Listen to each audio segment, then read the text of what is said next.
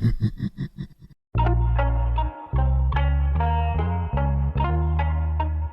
everyone, what's up? It's Chelsea VanBuskirk with the Heart AF podcast. Hope everyone is doing well in the world today. For those of you who don't know, my main job, aside from being a mom of 3 and a lovely trophy wife, just kidding, but as a housewife who runs a household and does most of the stay-at-home mom type of things, I also manage all of our real estate investments. So me and my husband have been investing in real estate since 2014. And since then, we have accumulated quite a number of properties and I manage them all. We have a few local long-term rentals, and then we also have 8 short-term rentals that are nowhere near us. We have 5 properties on the island of Maui in Hawaii, and we have 3 properties in Florida, 2 in the Fort Walton Beach, Destin area, and 1 new one that we just closed on in October in Kissimmee, which is right outside of Orlando, so close to Disney and Universal, those theme parks. Anyway, I manage them all. I manage them all from our home in Colorado. So that's a big part of my day-to-day is managing guests and making sure that everything's set up for check-ins when things go wrong or things need to be replaced, communicating with our cleaning team, our handyman, and managing everything from the ground here. And it's not the job I'm most passionate about, I would say. I do it because it helps us out as a family. It is our second business, second to my husband's business that he started. But anyway, it's a job for me, right? And the thing is, what I really like to do is I like speaking on this podcast. I like writing. I like working on my book, and I love helping people. And that's something I'm working on doing and transitioning out of managing the properties and getting to the point where I can pay somebody else to manage them for me. So one thing I want to talk about is allowing yourself to let your wants and needs be heard and acknowledging the things that you want to do in your life and really asking yourself those questions like, am I doing things because it's what people are expecting of me, or is this something that I'm doing because I want to do them? And I feel there's a fine line because obviously we have bills that need to be paid and we all have to have jobs. And sometimes the work we do may not be super fulfilling or something that we love doing. But I feel like no matter what job you do, there's always going to be parts of it that are going to be hard or challenging, or that may not be your favorite thing to do. That's a part of any job you do. But I do think it's also important to pay attention to things that you're passionate about. And I don't think it's silly to have dreams and ambitions to find a job that can pay you for doing work that you love, that is fulfilling, that is something you're passionate about. I don't think that there's anything wrong with pursuing a job or a business that can provide those things for you. So never stop trying to accomplish and achieve that. But what I was getting at is, sometimes I share that we own these properties, and I fear sometimes sharing it because I don't want it to come off as a brag post. Most of the time I'm sharing our booking link because obviously we want bookings because that's how we make money is when people rent out our properties. But possessions don't mean shit, okay? It doesn't matter what you accumulate. You can't take it with you when you go. Accumulations do not determine your success. And we live in this culture that is all about our titles, what we have, and accumulations, and it's all materialistic. And the truth of it is, none of that shit matters. Like, there's so many people that drive themselves into debt that put on this facade of being successful when really they're just racking up, credit card debt, or really they don't have what they're portraying they do, and it's all ego based, right? And it brings me back to this whole part of being authentic and really being who we want to be because it's something we want and not what other people want for us. Actually, my aunt shared this amazing quote because it reminded her of me, and I thought, yes, spot on. This is exactly what I touch on in a lot of these podcasts and in my posts and things like that. But the quote she shared with me was, "It's not hard to be who you are. What's hard is trying to stop being who you think others want you to be." And that just hits the nail on the head. So perfectly said, because that's exactly it. The hardest thing is really to allow yourself to be true to yourself and allow yourself to not fit these molds of who you think other people want you to be. And that can be really hard because a lot of times the people that are influencing us are placing these roles on us or expectations of who we should be are our parents. They can be our spouses. They can be our religious group. Like these are big things, right? Like big, hard people to really stand up to. And I know because I've had to do it and it's hard. Like you do risk a lot. And I do know people, one, I'm going to hopefully bring on the podcast soon about her transition of leaving her church. And in doing that, she may not ever talk to her mom again. That's a huge risk, right? But she knows deep down that being part of this group is not right for her. She has found that it doesn't fit right. She's in this cage, right? And she's trying to free herself to allow herself that freedom to break out of this mold that she's been fit into. And breaking free from that is going to come with risks. It's hard. And she's really at this crossroads of like, how she's going to be able to move forward with staying true to herself. And that's real and that's hard. And people are doing that every day. People are up against, coming out with their sexuality to their family or within their church organizations, because that's against those rules or whatever it is. Like people are afraid of losing their family connections by being the true versions of themselves, by being fully authentic, by standing up against what other people think you should be. And my job, my vision, my message is to help those feel empowered to know that even if you do these hard things and face these risks that are true and real and painful, that once you break through and get through the hard part, there are going to be other people in your life that will love you just as you are. And not only will you have people physically here that will be here to support you in the physical world, but you have a whole spiritual team in this whole other layer. You have this whole team of love and light that's here to help and support you and guide you through the transition, through that leveling up process where you can get to live this life as your truly authentic self, shining your light brightly, living joyously, and living free from these constructs of pretending and stressing yourself, trying to mold and fit yourself into these boxes that just aren't you. So again, I thought that was a beautiful quote that really talks a lot about my message. I feel like that is hard as fuck, right? Like that is what it's all about. It's about going through those hard things, but staying true to your heart and your soul and your higher self. And sometimes we can start to blame other people or blame other factors for why we're caged, why we're still stuck in these roles we don't want to be in. And I think it's important to ask yourself, let's see, I think I got some of these ideas from Wayne Dyer's book, Excuses Be Gone. I'm pretty sure that's the book I got it from. I read all of his books and listen to all of his talks. It's from Wayne Dyer, so we'll just keep it there. He had a conversation about who you're blaming for the way your life is going. And I think this falls in line with that. Like what expectations, whose expectations are you living up to that is keeping you in this low vibrational state, that's keeping you in this watered down version of yourself, that's keeping you caged into who you really aren't. And he talked about, are you living your life trying to fulfill someone else's idea for you instead of fulfilling your own ideas for yourself? And that's an important question to ask yourself. Like, are you working hard at fulfilling somebody else's idea of who you should be?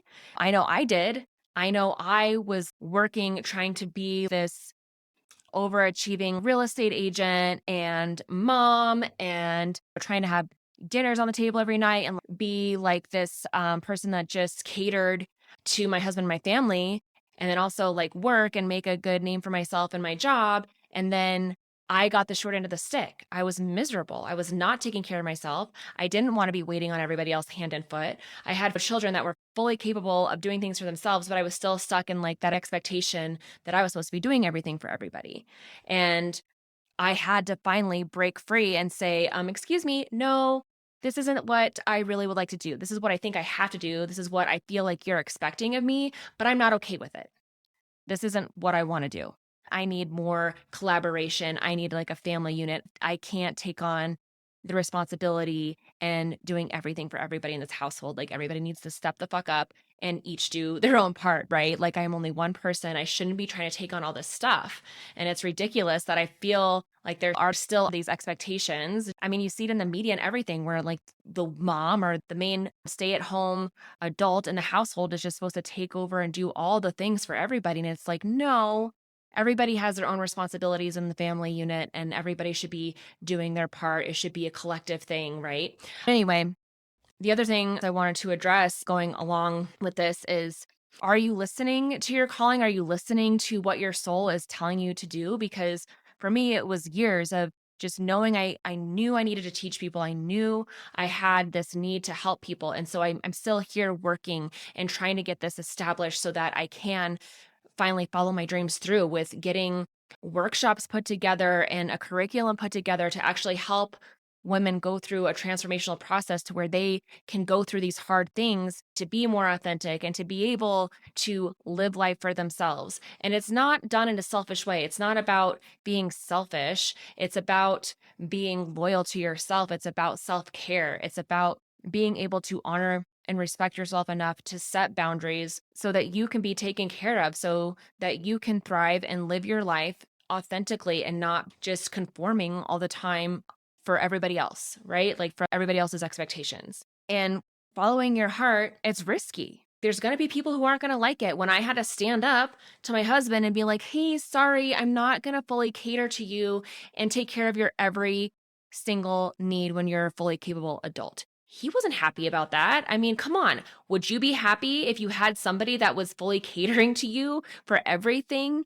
Like, yeah, that sucks. No one's going to like to have that taken away from them when they've been given this great gift for so long. It was a struggle and it was a change that was not easy, but we're better now. I mean, it took a lot of time and a lot more communication, but I feel like my husband respects me so much more now because I'm respecting myself and I'm setting boundaries and I'm saying like, no, you can do that. And here's the thing is I still love my husband. And so I still will show up and I will do things out of love for him and I will show him care and I will do things that yes, he could do for himself, but I will do it for him out of love instead of doing it out of this like unrealistic expectation.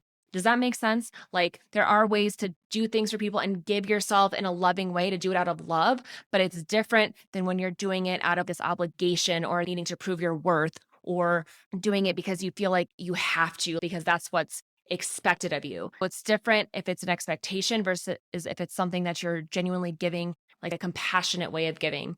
There's a difference there. And I think it's an important difference because again, you feel like you want to give versus something that is an expectation or something that is coming from this lower energy place, if that makes sense. One thing to think about is like when you think about who you are you thinking that who you are is what you do or what you have? Because if who you are is what you do and what you have, then when you aren't or you don't have it, then you're not, right? So if who you are is based on the house you live in or the car you drive, what happens if you lose your house or your car? Are you not yourself anymore?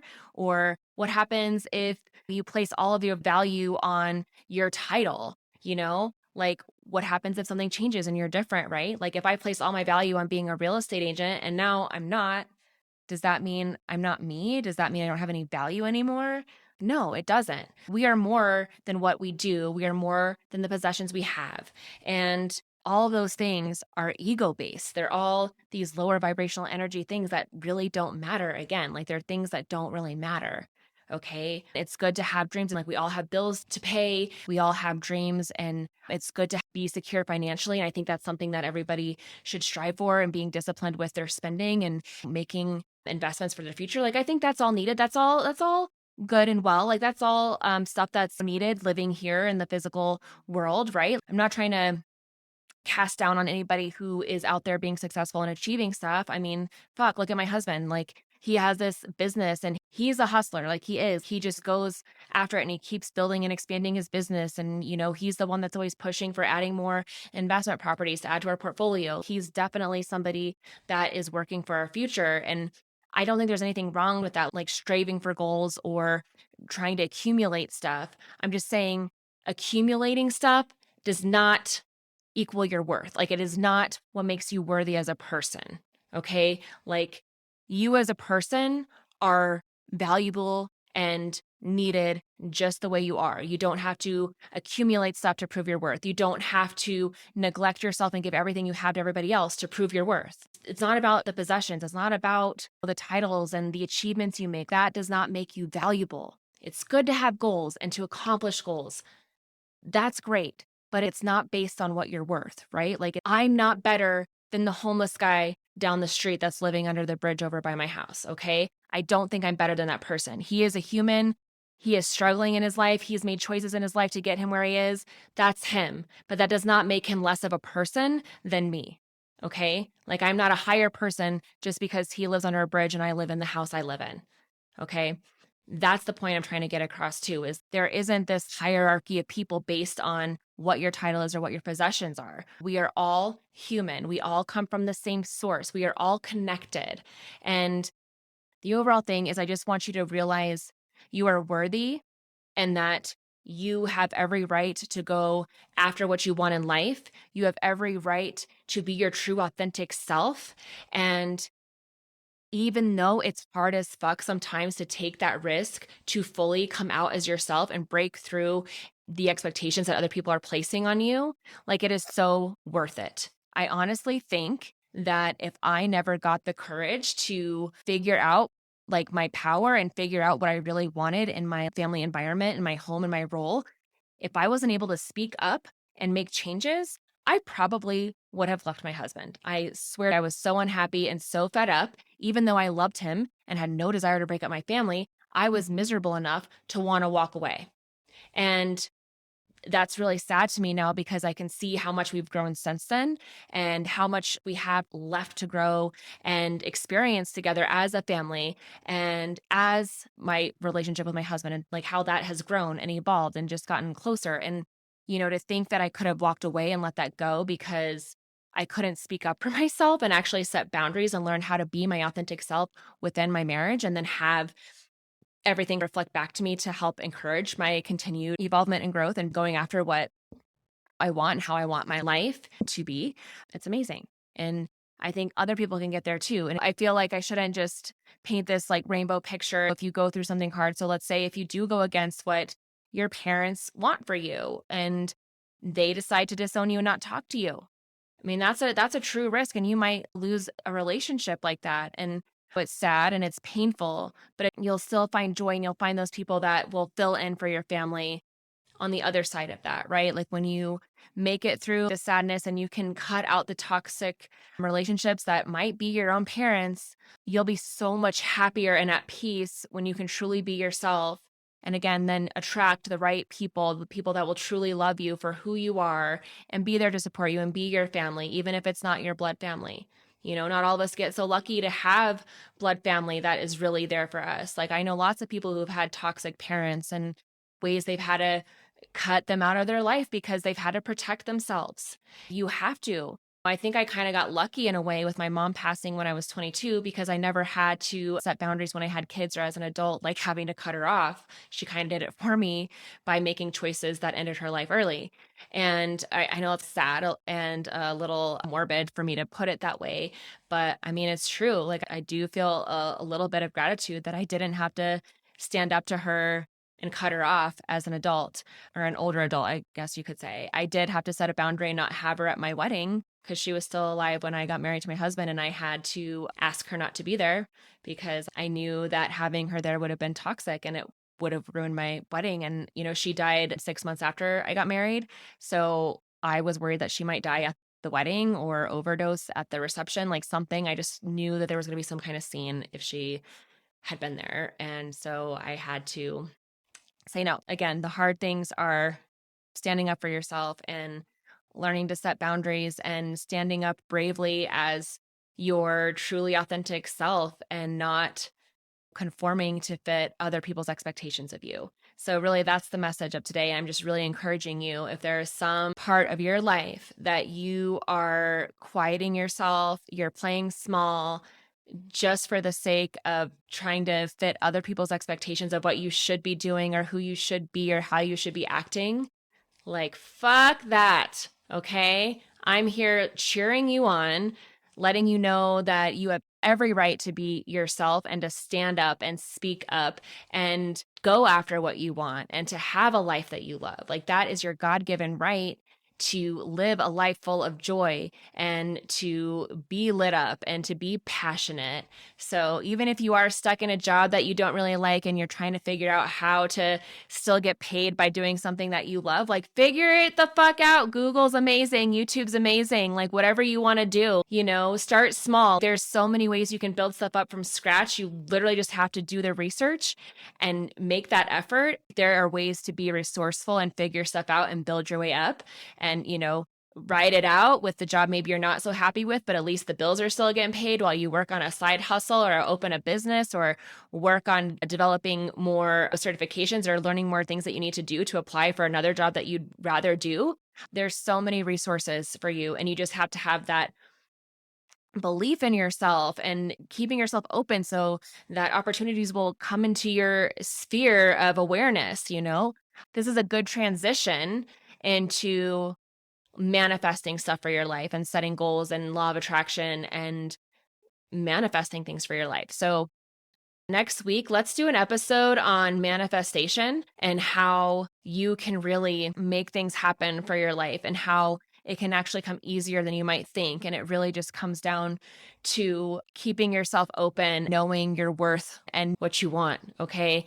Because when you start having that self-doubt and start thinking it's not in the cards for you, like you have that mindset of, oh, that could never happen, or I'm just unlucky, like nothing ever works out. Like when you're in that headspace, like, no, nothing's going to show up for you. You get what you think about whether you want it or not. So when you're constantly thinking about, oh, my life sucks and things are going to show up for you in that way. Okay. So there's a way to attract positive energy. There's a way to attract abundance. There's a way to attract opportunities that are perfect for you. Okay. So let's talk about that next episode, all about manifestation. But right now, I just want to empower you to be you. Stand up. I'm here rooting for you. Please check in with me. Let me know what's going on with you. What are you struggling with right now? What are you trying to overcome? What are you trying to stand up for yourself on? How are you trying to rise up and stop playing small on something? Let me know. Find me on my website at chelseavanbuskirk.com, or you can find me on Facebook or Instagram at chelsea.vanbuskirk. And I'll see you guys next week. Peace.